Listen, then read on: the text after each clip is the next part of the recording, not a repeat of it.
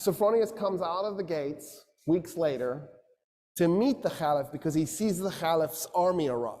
He sees a man leading a camel at the front of the army. So the Arab army is being led by a man leading a camel with a man on the camel. So Sophronius, he's got a giant red hat, because he's also a cardinal, right? He's got gold tassels, actual gold. He's covered in gold jewelry. He's on a lectica.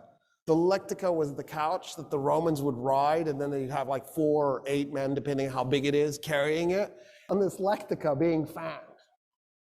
And he comes up to the guy on the camel, and he says, where's the Caliph? And the guy on the camel does like this. He nods with his head at the guy leading the camel. So Sophronius turns to the guy leading the camel and goes, where's the Caliph? And the guy leading the camel says, I'm the Caliph. And Sophronius goes, dude, you're dressed in rags. The guy's pants were mended multiple times. His shirt was mended multiple times. And he goes, no, I'm the Caliph. And then Sophronius goes, why aren't you riding the camel? And Omar goes, that's my servant on the camel, and we take turns so that neither one of us gets exhausted. At this point, Sophronius is like, oh, what? Who just conquered us? And the Caliph goes, no, we're not going to take anybody's property.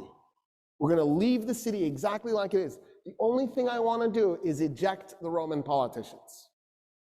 We turned the Temple Mount into a garbage dump to punish the Jews. And the Caliph goes, what do you mean? And Sophronius goes, yeah, there's like 500 years of refuse on that thing. It's just a garbage dump. And he goes, show me. And the Caliph can't believe what he's looking at. He falls on his knees and he begins clearing the garbage by his hands. His army sees their leader on his knees clearing garbage, and they run up and they start clearing the garbage themselves. The Caliph goes, what do you mean there's no Jews in Jerusalem? The city is holy to the Jews. And Omar ibn al-Khattab goes, no, this is wrong. You can't do this.